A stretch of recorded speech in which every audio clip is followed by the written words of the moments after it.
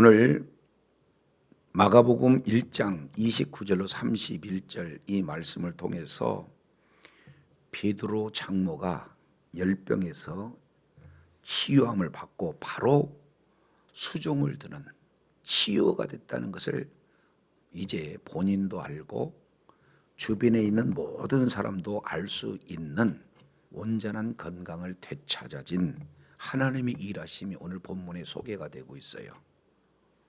그래서 시몬의 장모가 열병 때문에 아무 일을 할 수가 없습니다. 그런데 우리 주님께서 시몬 베드로의 집에 찾아갔을 때 시몬은 우리 장모님이 이렇게 열병 때문에 섬기지를 못합니다. 이런 얘기를 할 수가 없고 주변 사람들이 아니 예수님 지금 시몬의 장모가 이렇게 열병으로 누워 있어요.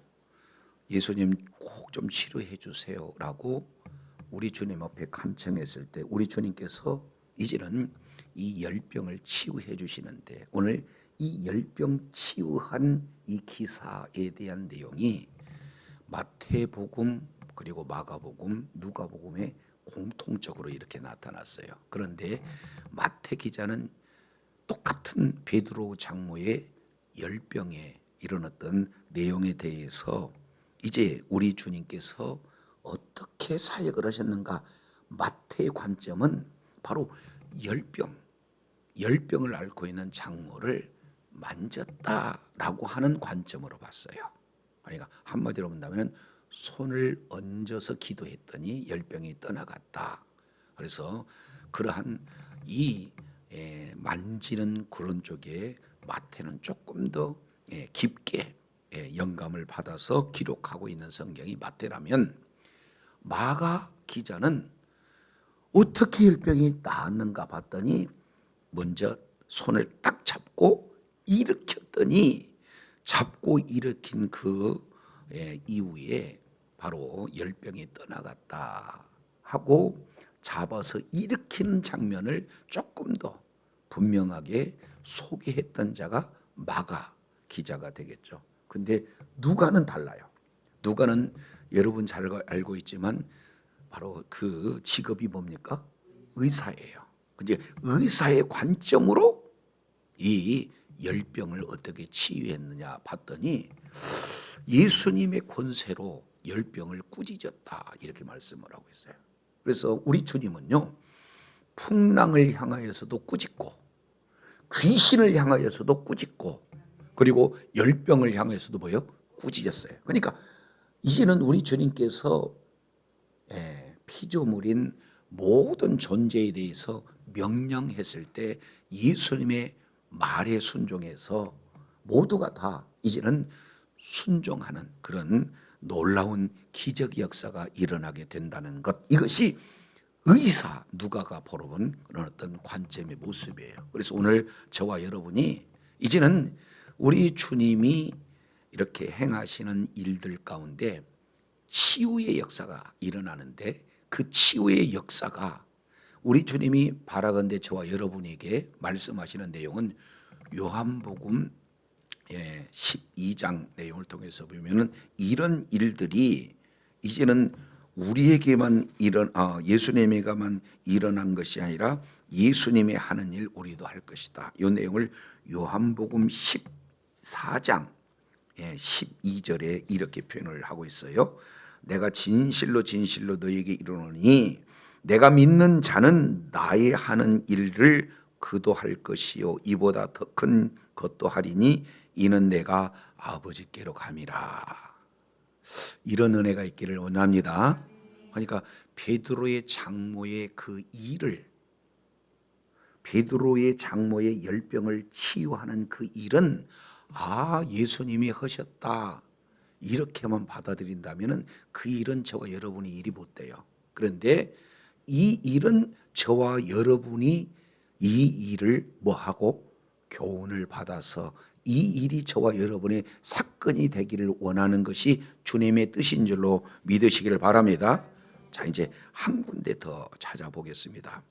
로마서 15장 내용을 통해서 보면은 성경을 기록할 목적에 대해서 로마서 15장 4절에 우리 주님께서 왜 성경을 기록했는가, 기록의 목적을 아주 구체적으로 표현하고 있어요.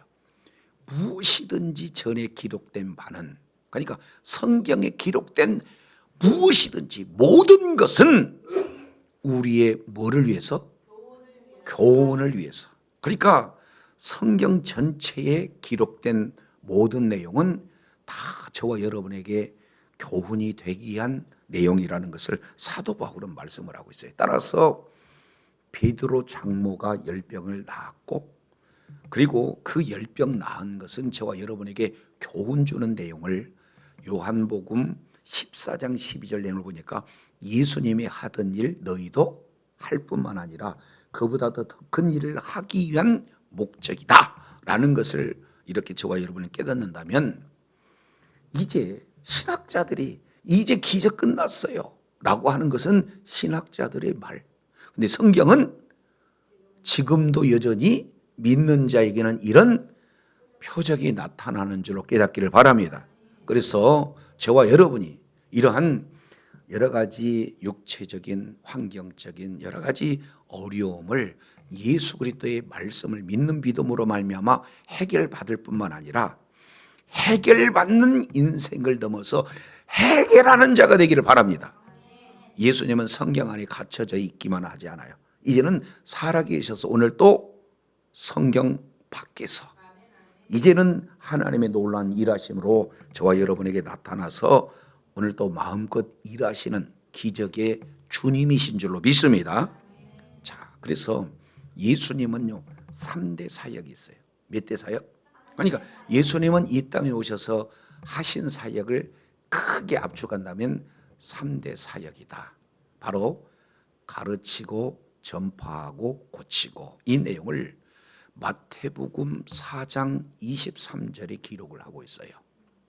그리고 나서 또 한 번 말씀하고 있는 것이 마태복음 9장 53절 내용을 통해서 보면은 가르치고 전파하고 치유하시고, 이 내용을 우리 주님께서 말씀을 하고 계시는 것을 보게 됩니다. 예수님이 가르치고 고치고 전파하시고, 그리고 가르치고 전파하시고 고치시는 치유 사역, 이 내용을 시작도 끝도 이렇게 말씀 안 하고 그 중심에다가 뭘 말씀을 했냐면 마태복음 5장 6장 7장을 일컬어서 산상수훈이다 이렇게 말씀을 하고 있어요. 그러니까 하나님의 나라에 대해서 가르치는 거죠. 그리고 또 동시에 그 가르친 내용이 그대로 가르친 대로 이루어진다라고 하는 그런 기적, 치유에 대한 그런 내용을 8장 9장의 10가지의 기적들을 이렇게 소개하고 있습니다. 자, 그래서 예수님은 이 땅 지상에서 몇 가지 사역을 하셨다? 3가지, 3대 사역을 종합해서 3가지만 한 게 아니라 3가지 불의 사역을 이렇게 진행을 하셨다라는 것을 볼 수가 있습니다. 자, 그래서 이 중에 지난 시간에 우리가 살펴본 내용은 그 중에서도 가르치는 사역을 우리가 살펴봤어요. 자, 마가복음 1장 21절 내용을 보니까 그들이 가버나움에 들어가시니라. 예수께서 곧 안식일에 회당에 들어가서 뭐 하셨어요? 가르치실 때. 그래서 그 가르치시는 그 내용을 22절 모든 사람들이 놀랐어요. 근데 이것은 단순하게 가르치는 차원에 떠나서 그 가르치는 말씀의 능력이 얼마나 큰가라고 했을 때 25절 예수께서 귀신 들린 자를 향하여서 꾸짖었다. 그랬더니 잠잠해라. 그 사람에게서 나와라라고 명령했어요. 꾸짖었어요. 그랬더니 경련을 일으키고 큰 소리를 지고 나왔을 때 두 번째 주변에 있는 모든 사람들이 다 놀라서 예수님의 가르침을 한마디로 정리할 때 뭐라고 표현하냐면 권세 있는 새 교훈이다. 자, 옆에 분한테 예수님의 가르침은 권세 있는 새 교훈이십니다. 시작. 그러면 예수님의 3대 사역 중에 뭐예요? 가르치는 사역 요 내용을 이제 먼저 살펴봤어요. 그러면 오늘 내용을 통해서 보면은 1장 29절부터 31절까지 내용을 통해서 이제는 고치시는 사역입니다. 이것을 34절 먼저 읽어보시겠습니다. 예수께서 각종 병든 많은 사람들을 뭐 하시며, 자, 고치심에다가 밑줄 딱 쳐보세요. 가르치시며, 그 다음에 34절에는 고치시며 이렇게 하고, 우리가 이제 다음 시간에 우리가 살펴볼 수 있는 내용은 38절 내용을 보니까 이르시되 우리가 다른 가까운 마을로 가자. 거기서도 뭐 하리라? 전도한다. 이걸 전파하다라는 뜻이 되겠죠. 그래서 예수님의 이제 공생의 시작을 동시에 가르치고 그 다음에 고치고 그리고 또 뭐예요? 전파하는 예수님의 3대 사역을 압축해서 이렇게 소개를 하고 있습니다. 그 중에 오늘은 예수님의 치유 사역 이 내용을 가지고 저와 여러분이 은혜를 나누고자 하는데요. 오늘날도 병을 고치면 조금 이상하다라고 이렇게 평가하는 이제 이런 목사님들도 계시고 신학자들도 계셔요. 그런데 우리 주님은 어제나 오늘이나 영원토록 동일하신 주님이신 줄로 믿습니다. 그러니까 이제 예수님 당시 공생애 때도 뭐예요? 고치셨지만 지금도 고치셔요. 아멘이십니까? 그러니까 그때나 기적이 일어났고 지금은 아니다. 이렇게 하면은 우리가 예수님을 믿되 반절밖에 못 믿는 거예요. 그래서 예수님은 우리의 죄도 이제는 십자가에서 우리의 죄를 사해 주실 뿐만 아니라 우리의 연약함도 치유하시는 예수님은 오늘도 살아계신 예수님인 줄로 믿으시기를 바랍니다. 자, 그렇다면 어떻게 예수님은 질병을 고치셨는가?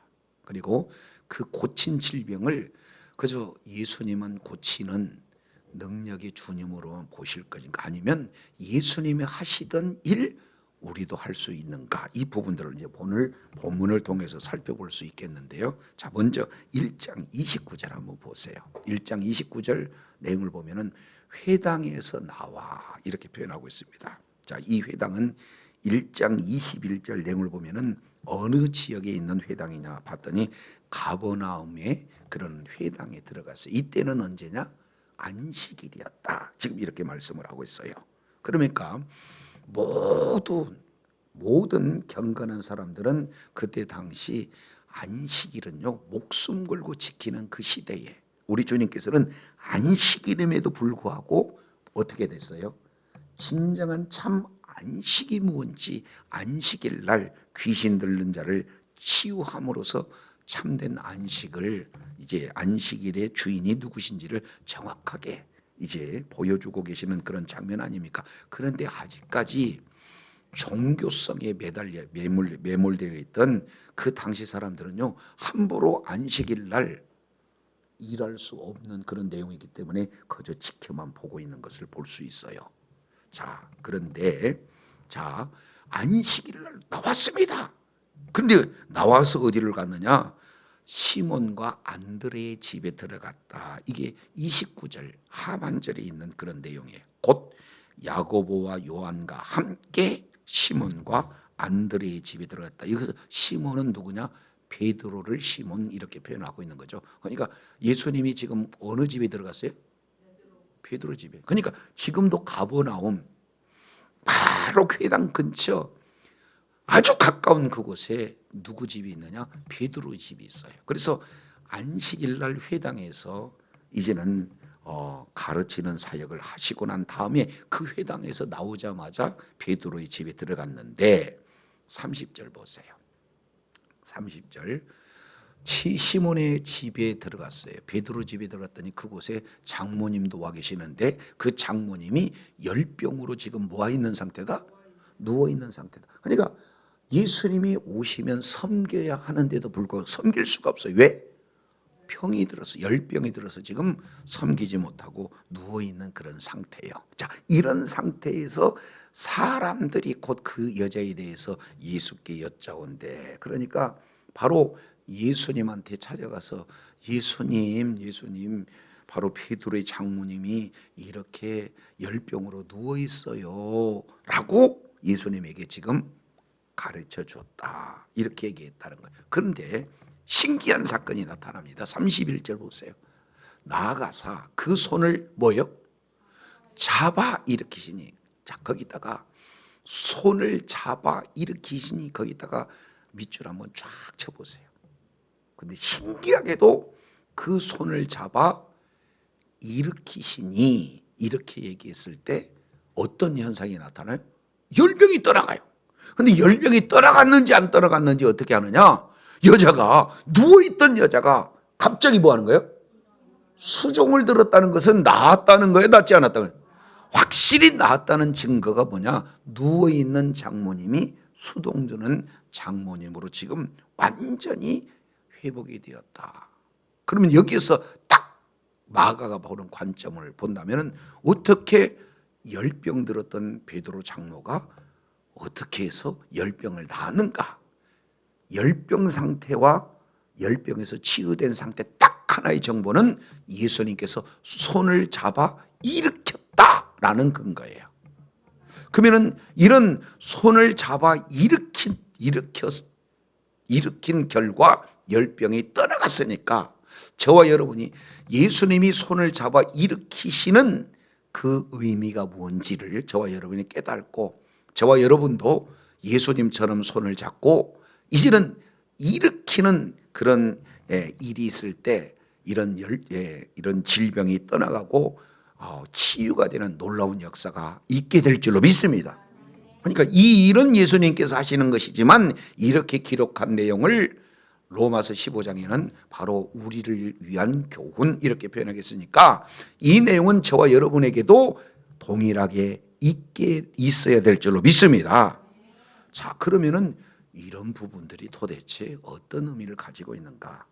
자, 우리가 조금 더 성경을 폭넓게 이해하려면은 마가의 관점으로 왔더니 예수님이 손을 잡고 일으켰더니 열병이 떠나갔다는 것. 근데 마태 기자는 어떨까? 자, 이제 마태복음 우리 한번 보겠습니다. 마태복음 어디를 보냐면 8장을 한번 보시겠습니다. 몇 장?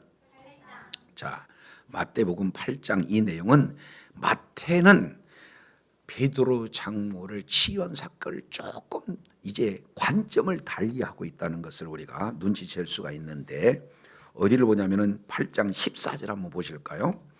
8장 14절, 8장 15절에 가버나움에 예수님이 들어갔다. 그리고 14절에는 예수님께서 베드로의 집에 들어갔다. 지금 이렇게 말씀을 하고 있는 거예요. 자, 그런데 그의 장모가 열병으로 알아 누운 것을 보시고 그랬습니다. 그러니까 예수님께서 본 거예요. 그러면은 마가는 누군가 가르쳐 줬으니까 본 거고 마태는 예수님께서 봤다 그러니까 가르쳐 준 것은 생략하고 예수님이 본 걸로 이렇게 언제든지 기록이 되고 있다 그런 말이죠. 그러니까 마가하고 마태가 다르다 이렇게 우리가 관점을 이렇게 엉뚱하게 해서는 안 된다 그 말이죠. 자, 그러면은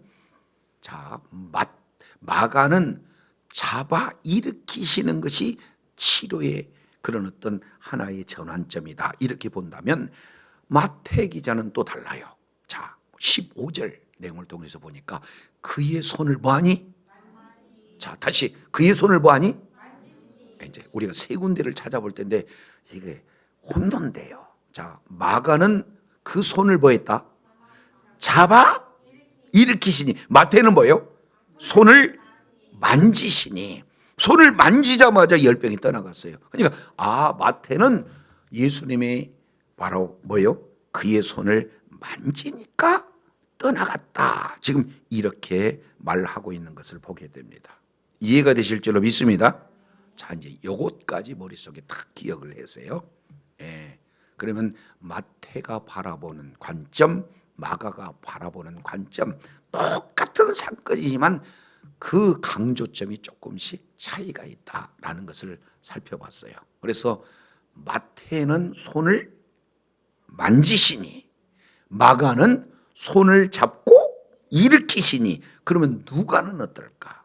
요 내용은 누가복음 어디를 보시냐면은 자, 누가복음 어디를 보시냐면은 4장을 한번 보세요. 누가복음 4장.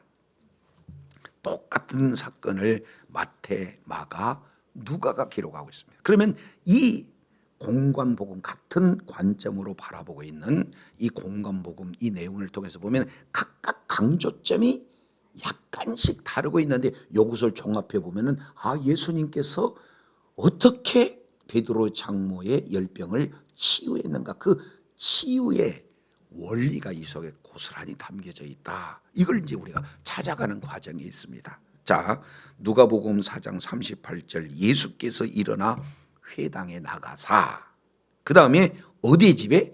시몬의 집에 들어가니. 공통점은 회당에서 나와서 시몬의 집에 들어갔다. 그리고 시몬의 집에 들어갔더니 시몬의 장모가 이제 열병을 앓고 있었다. 그런데 시몬의 장모가 뭐라고 표현하고 있습니까? 중한. 다시 뭐라고요? 중한 열병에 앓고 있는지라 이렇게 표현하고 있습니다. 그런데 이 앓고 있는지라 이 내용을 예전 개역성경 이 내용을 봉해서 보면은 붙들린지라 이렇게 표현하고 있어요. 그러니까 앓고 있다는 것은 오늘날 현대의학으로 열병을 앓고 있지 이렇게 생각해서 아주 의역한 그런 내용이라면, 예전 성경 개역 성경에서는 열병이 붙드는지라, 중한 열병에 붙들린지라 이렇게 표현하고 있어요. 이게 원문에 조금 가깝습니다. 그래서 이 내용을 원문을 찾아봤더니 압박하다, 아주 열병이 뭔지 압박할 수 있는 상태로 압박하고 있다. 그러니까 붙들고 있다. 이게 조금 더 원문에 가까운 표시다 이렇게 말하고 있어요. 이미 말씀드렸던 것처럼 누가는 뭔데 직업이? 의사인데 의사가 마태나 마가의 경우는 열병이 들렸다, 열병을 앓고 있다 이렇게 표현하는데, 누가는 열병에 의해서 압박받고 있다, 열병에 붙들려 있다. 그러니까 열병이라고 하는 존재에 대해서 조금 더 부각을 하고 있는 것을 이렇게 볼 수가 있어요. 그게 증거가 39절에 나와 있습니다. 39절 내용을 통해서 보면 예수께서 가까이 서서, 자 다시 보세요. 가까이 서서 열병을 뭐 한대? 아니 여러분, 열병을 꾸짖으면 열병이 귀가 있을까요? 꾸짖으면 열병이 나한테 예수님이 꾸짖이구나 라고 알아들을까요? 근데 우리 주님은 열병을 뭐래요? 꾸짖으시면 들을 수 있는 존재로 여기고 열병을 향해서 뭐 했다? 꾸짖으셨다. 지금 이렇게 말씀을 하고 있어요. 한마디로 본다면 명령하신 거예요. 아멘이십니까?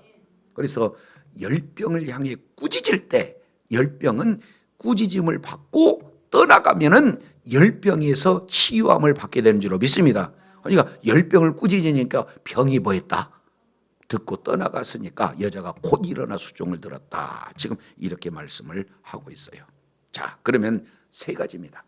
자, 이제 우리는 이제 정리를 해 나가는 거예요. 정리.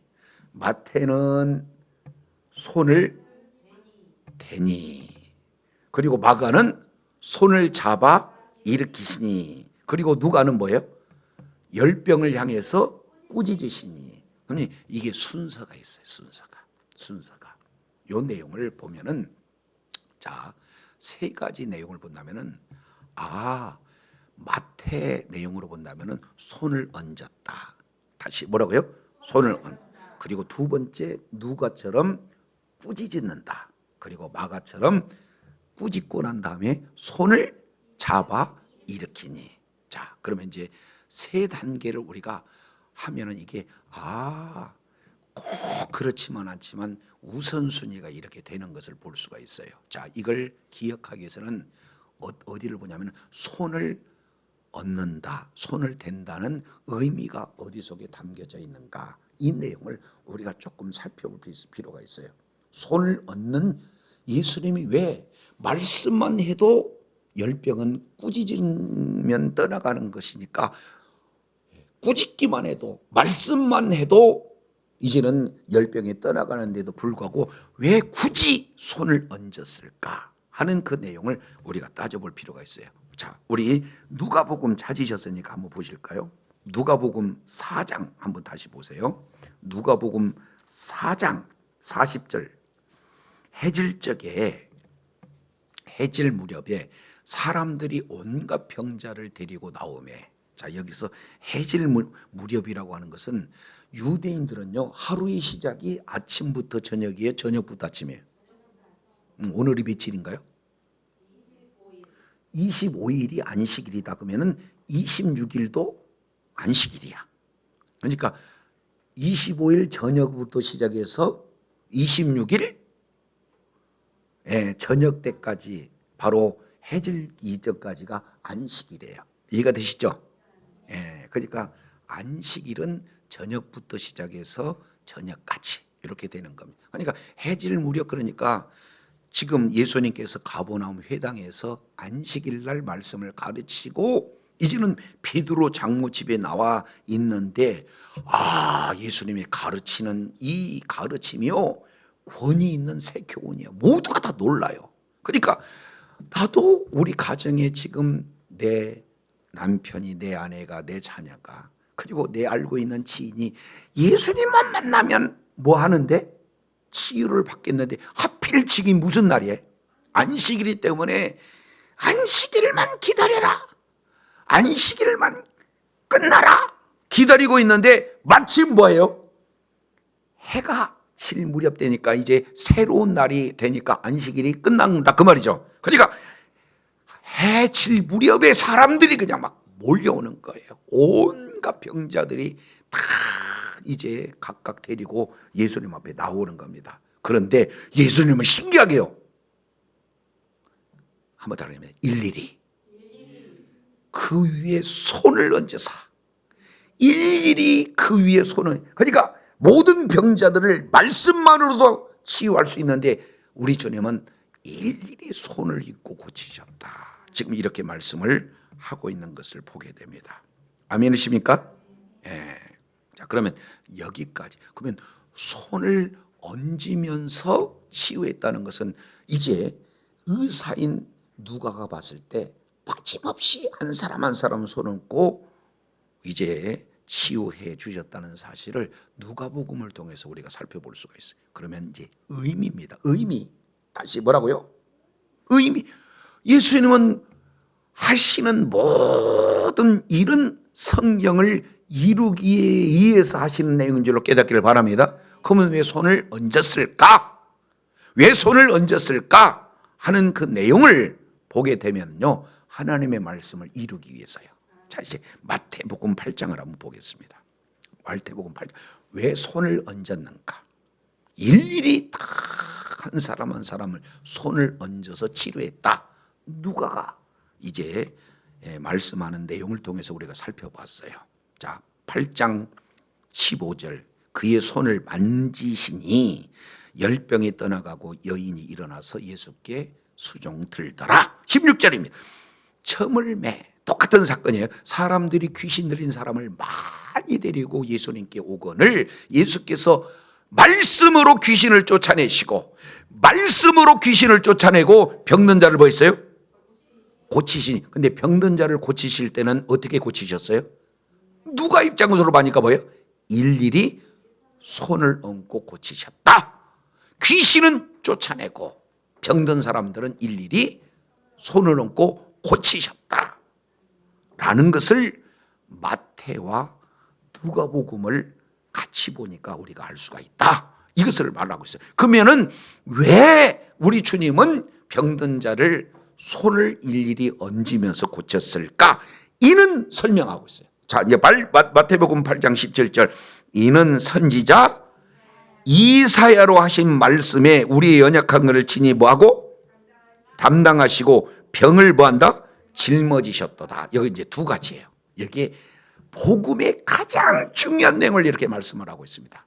자, 이 부분은 이제 그대로 문자대로 직역하고 있지 않기 때문에 정신을 바짝 차려야 이 내용을 이해할 수가 있어요. 자, 그러면 여기에 잘 보세요. 연약한 것은 담당하고 병은 짊어졌다. 자, 옆에 분한테 연약한 것 담당하고 병은 짊어졌대요. 시작. 그러면 연약한 것을 담당하고 병을 짊었다는 것은 유대인이라면 그냥 큰 포괄적으로 아는 거고, 요 이사야 선지자를 통해서 하신 말씀이 어떤 내용인가는 이사야서 53장을 이렇게 통해서 우리가 자세히 살펴볼 수가 있습니다. 자, 이제 이사야 53장 이 내용은 강조하고 또 강조해도 지나침이 없을 만큼 중요한 내용이 이사야서 53장 4절, 5절, 6절 내용이에요. 바로 구약 성경 중에 복음 중에서도 가장 핵심적인 십자가의 고난에 대해서 이거보다도 자세히 기록한 데가 없어요. 자, 이사야서 53장 4절 내용을 보면은, 자, 여기 두 가지입니다. 잘 보셔야 돼. 그는 실로 우리의 무엇을? 질고를 동그라미, 치고 동그라미. 칠고는 치고. 그러니까 예수님께서 이 땅에 오셔서 크게 질고는 뭐 하셨고? 치고. 그리고 뭐예요? 두 번째입니다. 이게 질고 문제입니다. 그리고 두 번째는 우리의 질고뿐만 아니라 우리에게는 또 뭐가 있느냐? 슬픔이 있다는 거예요. 슬픔은 뭐 했건을? 당하였거든. 자, 슬픔 네모, 당하였던 것 네모. 자, 이렇게 진행을 하면 슬픔은 당하는 거고 질고는 지는 거고. 자, 옆에 분한테 질고는 지고. 시작. 그 다음에 슬픔은 당하고. 근데 이게 원문 그대로 직역을 하면 좋을 텐데 의역이 됐어요. 그래서 질고는 질병입니다. 다시 뭐라고요? 질고는 질병. 그러니까 예수님이 이 땅에서 오신 사역은 질병은 내가 짊어져야 되는데 예수님이 내 대신 짊어졌다 그 말이에요. 할렐루야. 그리고 두 번째 슬픔. 그런데 거기는 고통이에요. 고통. 물론 슬픔으로도 이렇게 번역이 가능하겠지만 슬픔 이 내용은 고통입니다. 그러니까 질병을 걸린 모든 사람들, 이 모든 사람 한 사람 한 사람이 뭐가 따라요? 고통이에요. 그러면은 내가 질병이 졌으면 내가 고통을 당해야 되는데 내 대신 예수님이 고통을 담당했다는 거예요. 그러니까 질병 문제도, 질병에 따른 고통 문제도 우리 주님이 지고 당했다. 지당하셨다. 지고 당하셨다. 무슨 문제? 질고의 문제, 질병과 고통의 문제를 지당 이렇게 하셨다라는 것을 이렇게 말씀을 하고 있어요.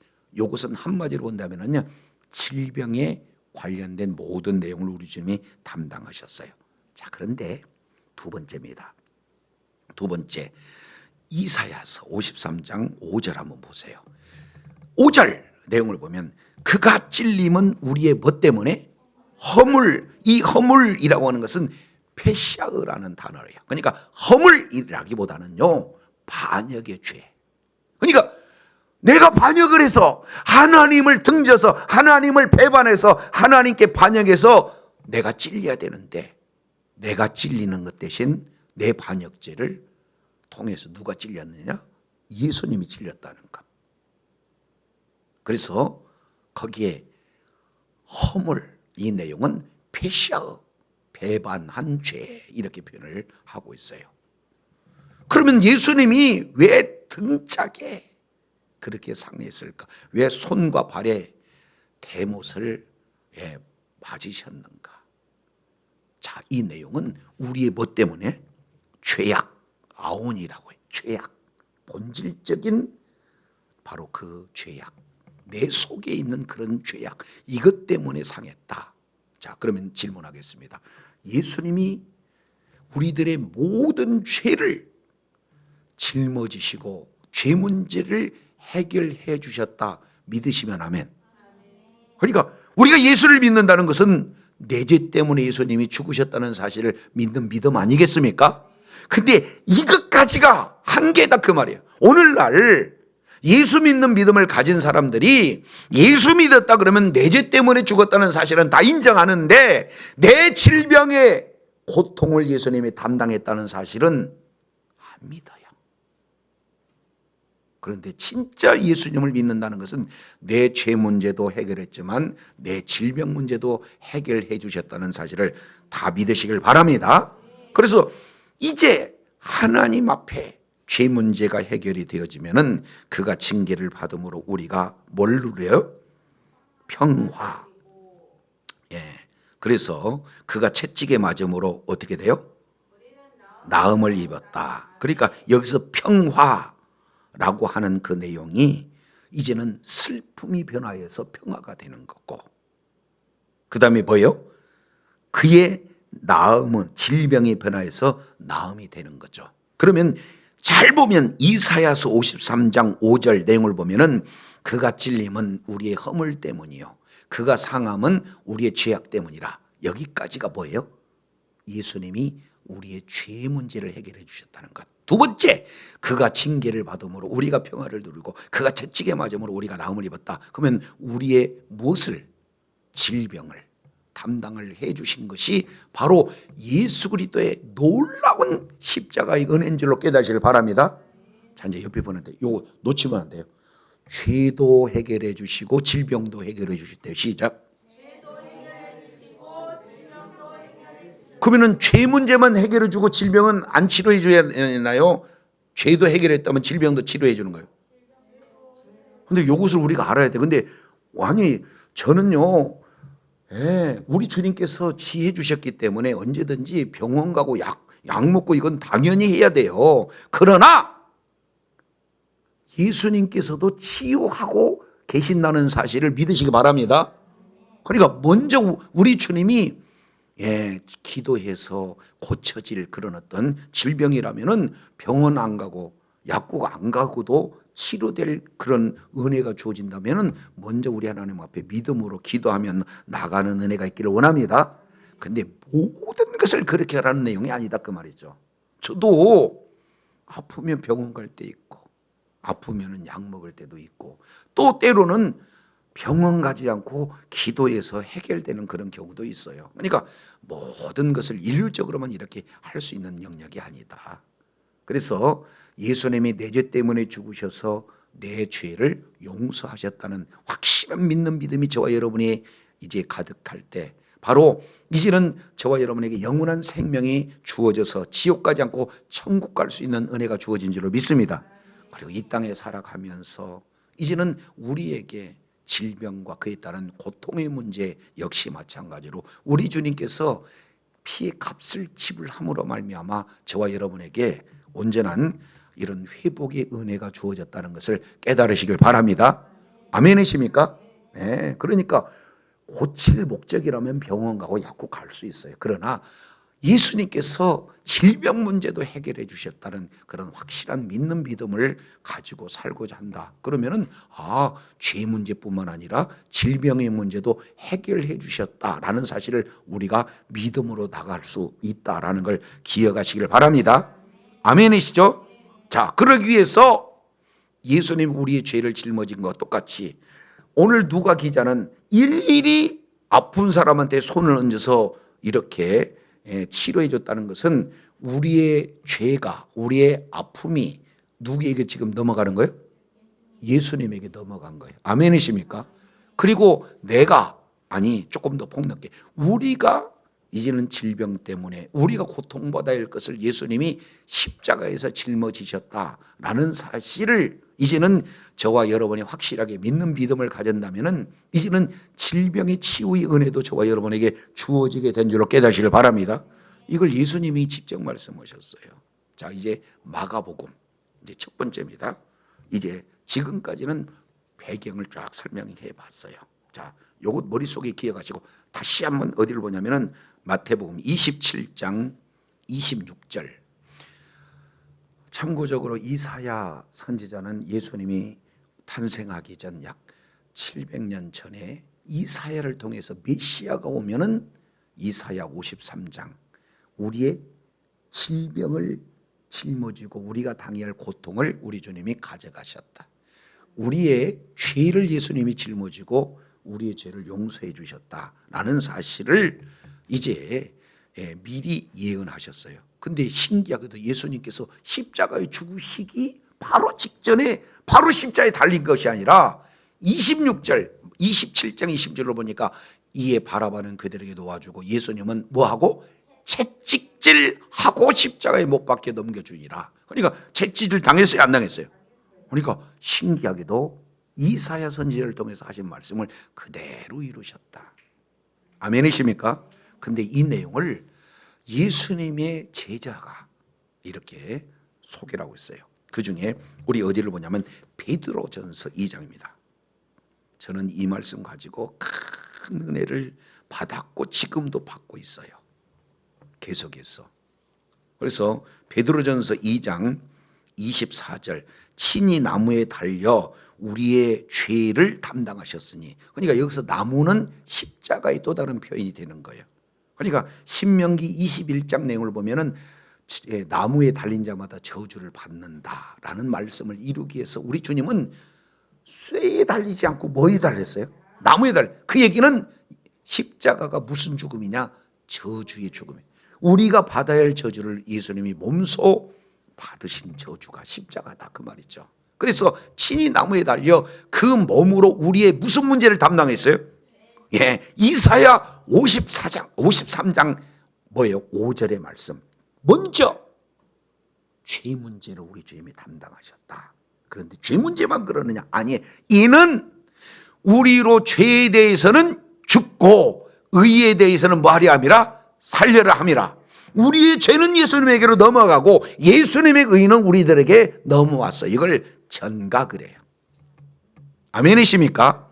그래서 예수님이 죄가 없으신데도 불구하고 내가 받을 내게 있는 죄를 예수님이 대신 짊어지고 바로 죽으셨어요. 그리고 예수님에게 있는 그 의가 우리에게 넘어와서 내가 의로운 것이 아니라 예수님의 의가 임했기 때문에 예수 그리스도를 믿는 믿음을 가진 자를 의롭다 칭함을 받게 되는 줄로 깨닫기를 바랍니다. 그 다음에 중요한 거예요. 그가 채찍에 맞음으로 너희는 보았다? 나무리. 그러니까 예수님의 십자가 사건은 죄 문제만이 아니라 바로 나음의 문제도 연결이 되어져요. 그러니까 우리는 예수님의 십자가를 믿는 믿음을 가졌을 때 죄사함만을 믿는 것이 아니라 어떤 것도요? 치유의 은혜도 임하게 된 줄로 믿습니다. 아멘이십니까? 믿으시기를 바랍니다. 그러면 예수 그리스도를 믿는 믿음을 가졌다는 것은 이런 은혜가 주어지는데, 이제 끝으로 마가복음 16장 내용을 보면 자, 이제 믿는 믿음을 가진 자들에게 이렇게 변해. 16장 17절 믿는 자들에게는 이런 표적이 따르리니 그들이 내 이름으로 뭘 쫓아내며? 귀신을 쫓아내며. 그 다음에 뭐요? 새 방언을 말하며 뱀을 집으며 무슨 독을 맞을지 해를 받자. 병든 사람에게 뭘 얹으면? 손 얹은 즉 뭐하리라? 손 얹으면 너하리라. 그러니까 손을 얹는다는 것은 낫는다는 것을 믿는 믿음으로 손 얹는 거예요. 아멘이십니까? 예수님께서 손을 얹었다면 우리의 모든 죄가 예수님에게로 넘어가는, 그리고 예수님에게로 모든 질병이 예수님께로 넘어가는 이사야 53장 4절로서의 말씀을 이루시기 위해서 친히 우리 주님께서는 손 얹고 말씀만 해도 되는데 손을 얹고 기도하는 이유를 이사야 선지자의 말을 이루려 함이라 이렇게 말씀을 하고 있어요. 자, 그렇다면 예수 그리스도께서 우리들의 죄 그리고 죄에 따른 형벌, 이런 질병의 문제를 우리 주님이 십자가에서 다 이루었다는 사실을 확실히 믿는 믿음을 가진다면 이제 저와 여러분은 믿는 자에게 나타날 표적이 저와 여러분에게 주어지게 되고, 믿는 자에 나타난 표적이 저와 여러분의 믿음으로 잘 있다면 아픈 자에게 손을 얹게 될 줄로 믿습니다. 아픈 자에게 손을 얹게 될 줄로 믿습니다. 그러니까 가장 먼저 중요한 내용은 뭐냐? 바로 우리 주님이 뭐하고? 손을 얹고. 자, 옆에 분한테 치료의 원리는 손을 얹는 거래요. 시작. 그럼 어떤 자가 손을 얹는 거예요? 믿는 믿음에 따른 행동이요. 아멘이십니까? 네. 그렇기 때문에 그냥 손을 얹는 게 아니라 믿는 믿음이 있다. 이사야서 53장 4절 5절 말씀을 이제는 마태복음 27장 26절에 이루시고 그 이루신 말씀은 오늘도 동일하게 이루어지는 것이 베드로전서 2장 24절인데 이 말씀을 믿는 믿음으로 우리가 손을 얹게 되면 오늘 또 치유 역사는 일어날 수 있다는 사실을 기억하시기 바랍니다. 어느 안에 있을 때? 하나님의 뜻 안에 있을 때. 그러니까 이제 하다가 사역을 하다가 보면은 이게 조금 어려움을 당할 때도 있어요. 손을 얹었으면 당연히 나야 되는데 안 나을 수도 있어요. 그런데 안 낫는 그 내용은 아직 하나님께서 이분에게 안 낫는 것이 믿음의 성장의 기회라면 낫겠어요? 안 낫겠어요? 조금 늦춰진다 그 말이죠. 그러니까 그런 부분은 내가 지금 당장에 원하는 시기가 아니라 하나님이 원하는 시기이기 때문에 다소 차이가 있게 되는 줄로 깨닫시길 바랍니다. 그럴 나는 왜 안 나? 그렇게 받아들일 내용이 아니라 하나님의 아직 뭐예요?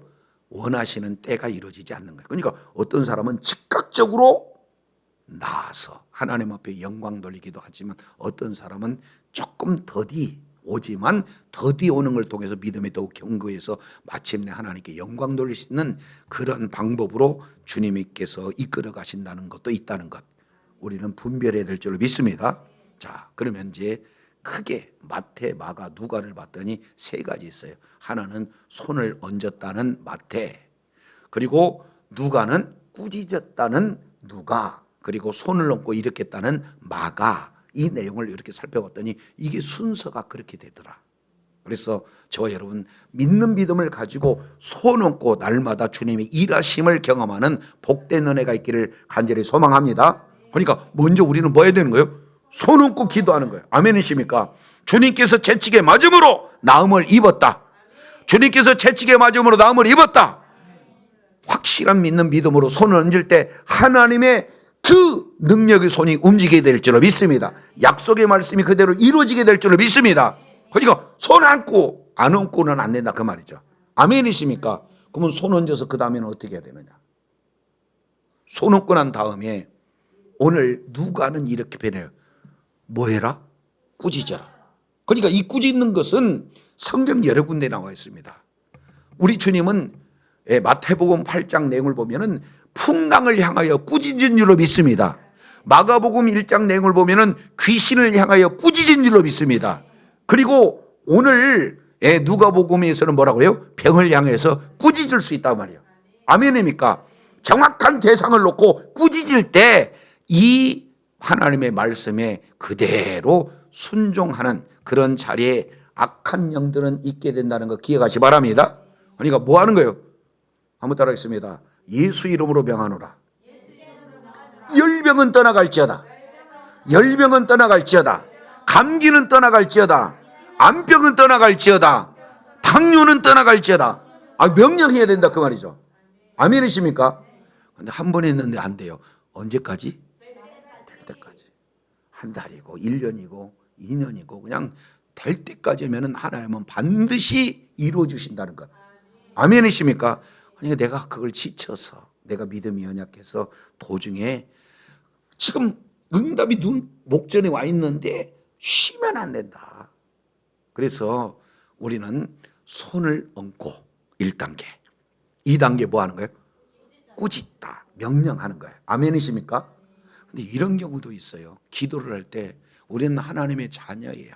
그래서 자녀가 부모에게 이제는 요구할 수 있는 특권이 주어졌잖아요. 그러니까 하나님 아버지 병 낫게 해주세요. 이렇게 우리가 기도할 수도 있어요.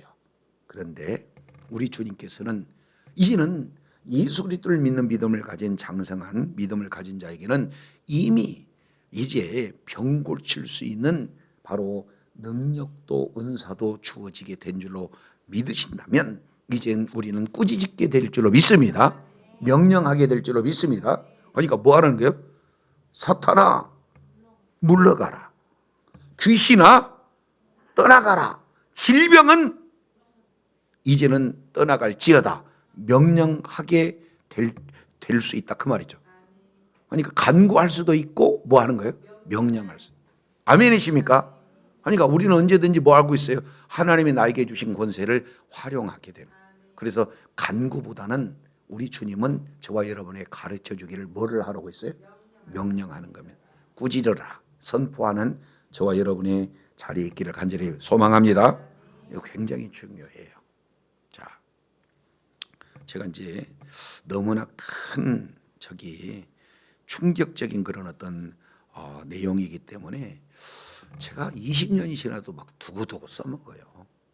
예, 제가 이제 전도사 시절 때 하나님의 말씀을 깨닫게 해달라고 하나님 앞에 그저 자나깨나 하나님, 제가 하나님의 자녀인데 하나님의 말씀을 모르면은 이게 자녀 맞아요, 하나님 말씀 좀 깨닫게 해주세요 하고 그저 하나님의 말씀을 깨닫게 해달라고 기도할 때가 오랜 기간 그 기도만 했었어요.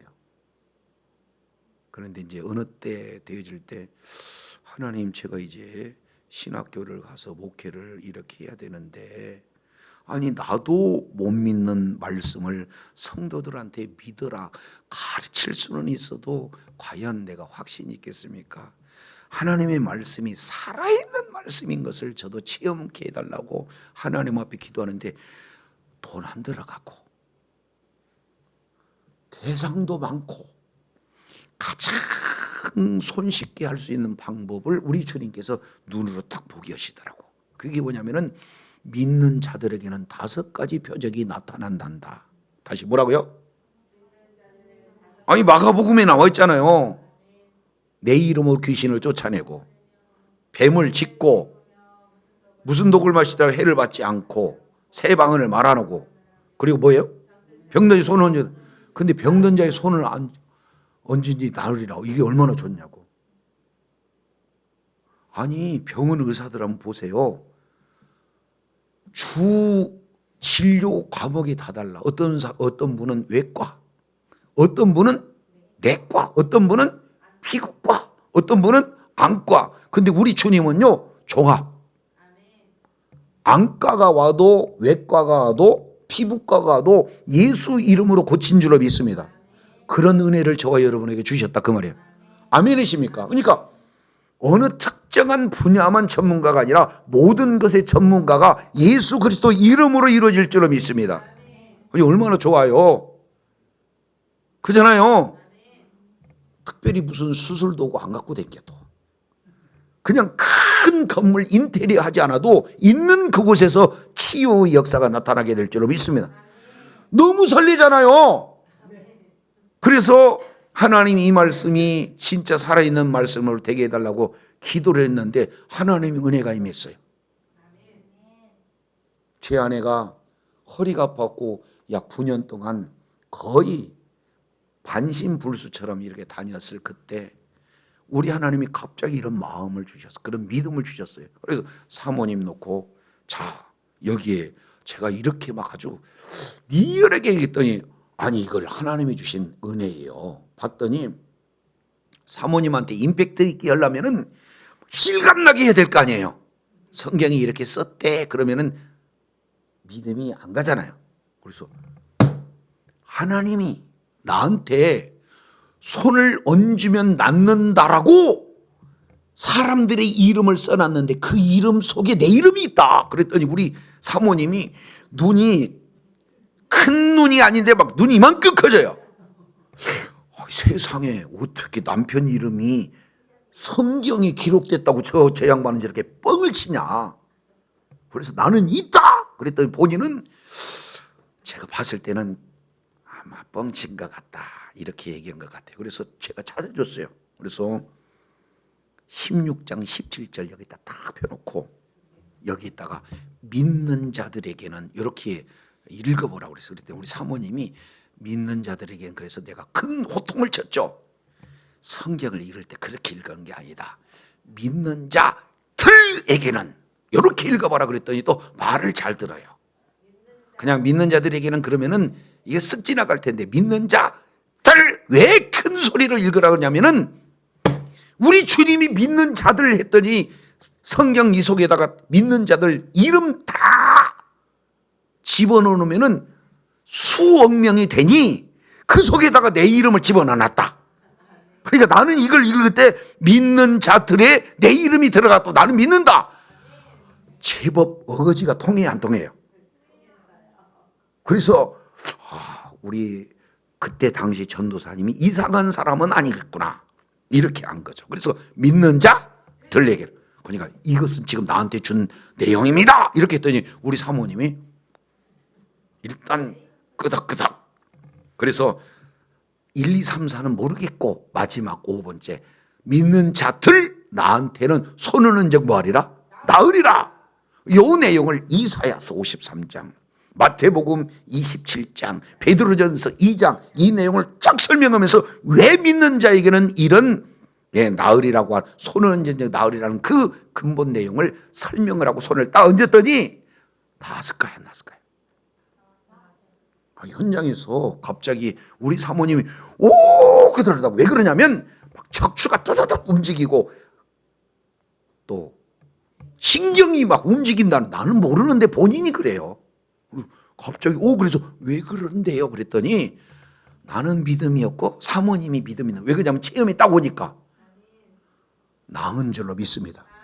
그래서 하나님이요, 하나님의 말씀이 살았다는 그 증거를 저에게도 주신 줄로 믿습니다. 여러분들에게도 주신 줄로 깨닫시길 바랍니다. 그러니까 이 말씀은 그때나 지금이나 살아있는 말씀이에요.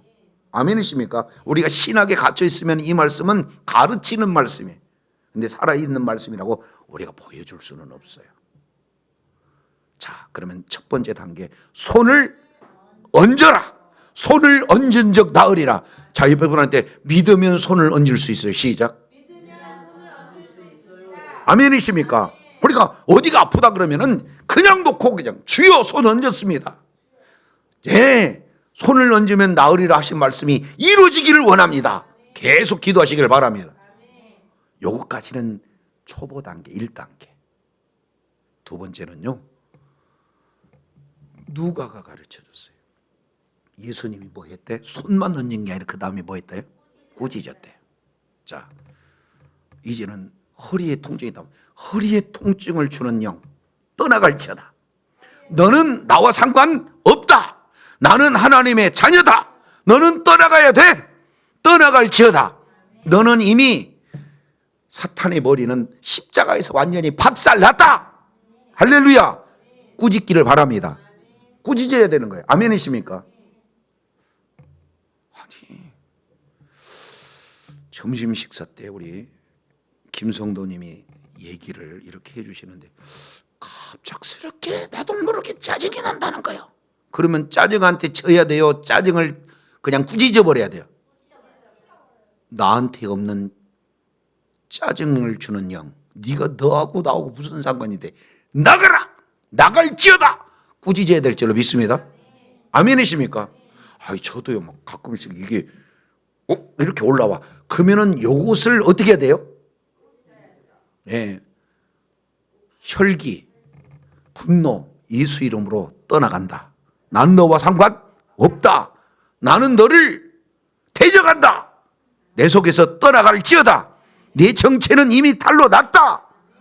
내가 원래 우가는 게 아니라 이 우가는 이 못된 것 예수님이 십자가에서 이미 끝내버렸다. 나한테 있을 이유가 없다. 예수 이름으로 너 나갈지어다. 아멘이십니까? 꾸짖기를 바랍니다. 첫 번째는 뭐하고? 손 얹고. 두 번째는 꾸짖고. 아멘이십니까? 세 번째는요, 잡아 일으켜야 돼요. 다시 뭐라고요? 잡아 일으킨다. 제가 이 말씀을 가지고 몇 개월 동안 병원을 찾아갔어요. 전도사 시절 때. 이 말씀이 내 말씀이 되게 해달라고. 그래 가지고 아픈 사람한테 손 얹고 기도하고 나와버리면 나았는지 안 나았는지 어떻게 알아? 나았는지 안 나았는지 어떻게 아느냐? 그러려면 어떻게 해야 되는 거예요? 확인해야 돼. 확인. 나았어요? 물으면 안 나았는데요. 그러면 또 기도하고. 나았어요? 안 나았는데 또 기도하고. 그래서 나중에는 이제 하나님께서 지혜를 주셔가지고 나았다 안 나았다 이거 가지고 보니까 너무나 광범위한 거야. 그래서 그 다음부터는 이렇게 얘기했어요. 자, 열이면 나은 것이 40%만 나았는지 60% 나았는지 80% 나았는지 1만 나았는지 가르쳐 주세요. 자, 열 중에 몇 나았어요? 그랬더니 한 40에서 50% 나은 거예요, 안 나은 거예요? 그잖아요. 근데 그 전에 나았습니까? 그랬더니 안 나은 거지. 100%안 됐으니까. 그래서 그때부터 확인하는 습관을 하나님의 지혜로 이것을 이제 알게 된 거죠. 그래서 그 다음부터 꼭 확인해 봐. 그러니까 오늘 베드로 장모는 열병 때문에 지금 뭐 하고 있어요? 누워 있어요. 뭐 누워 있으면 밥도 못 먹고 지금 힘이 없으니까 뭐 하는 거예요 지금? 자, 마태는 손을 얹었습니다. 마태는 예수님의 손 얹고, 그리고 누가는 뭐라고 해요? 열병 나가라. 그래도 나갔어. 그런데도 지금 멀쩡 이렇게 나갔는데도 그냥 누워 있다 그러면 우리 지금 뭐라는 거예요? 자꾸 일어난 것은 나았다는 것을 확인시키는 거 아니에요. 아멘이십니까? 이런 과정을 거치시기 바랍니다.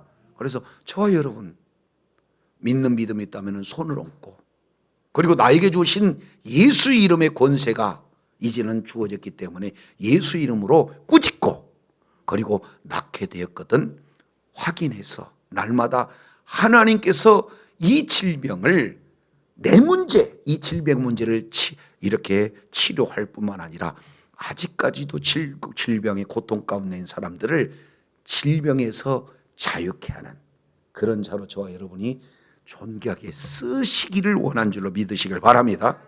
그러려면 우리가 그저 공부하듯이 공부로만 해가지고는 하나님의 일하심을 경험할 수가 없어요. 그리고 늘 이런 문제가 있으면 목사님 기도해 주세요, 이런 자리에만 있어서는 안 돼요. 우리는 이런 내용을 가지고 경험하고 또 세상의 모든 사람들한테 해답을 줄 수 있는, 그래서 모든 것 아프면은 이 병원 가라 저 병원 가라, 이것이 교회에서 주어질 내용 아니잖아요. 그렇지 않습니까? 그래서 병원은 가야 돼요. 병원 가지 말라는 얘기가 아니에요. 병원 가는 것이 잘못된 믿음이 아니에요. 예. 그러니까 먼저 하나님 앞에 기도하고 하나님께서 믿는 믿음을 주시거든 손 얹고 꾸짖고 그리고 확인하는 그런 과정 속에서 병원 가서도 치유할 그런 어떤 이런 치유의 과정도 하나님이 허락하셨지만 병원 가지 않고도 이렇게 말씀을 믿는 믿음으로 기도해서 치유할 수 있는 그런 은혜도 주어졌다는 것 저와 여러분 기억하셔서 평안하다 안전할 때 약속의 말씀을 꼭 붙드는 그런 자리 있기를 바랍니다. 그래서 이제 주님이 오시기 이전에 악한 영들이 할 수만 있다면 믿는 믿음을 가진 자들의 믿음도 빼앗고자 하는 것이 성경에 기록한 내용 아니겠습니까? 그래서 평안하다 안전할 때 우리가 더 생명의 말씀을 가까이 하고 날마다 살아계신 하나님의 말씀을 경험할 뿐만 아니라 이제 하나님의 그런 어떤 말씀이 오늘도 살아겠다는 확실한 믿는 믿음을 가진다면 나에게도 적용될 뿐만 아니라 많은 믿음이 약한 자, 불신한 세상을 향해서 답이 되어지는 것, 바로 예수님만이 오로지 답이라는 것을 바로 알아서 저도 여러분도 날마다 천국된 삶을 누리고 하나님 앞에 영광 돌리는 손을 얹고 꾸짖고 그리고 잡아 일으키는 믿음에 따른 행동과 그리고 주님이 주신 권세를 선포하는 것과 그리고 정말로 이제는 이런 하나님께서 해결해 준 것에 대한 이런 확인 절차를 통해서 내 믿음 점점 성장될 뿐만 아니라 많은 영혼에게도 주님의 예수 이름을 증거하여 하나님께는 영광이고 모든 삶의 전 영역 속에서 허락하신 분복을 다 받아들이는 지혜자의 축복자들이 다 되시기를 간절히 소망합니다.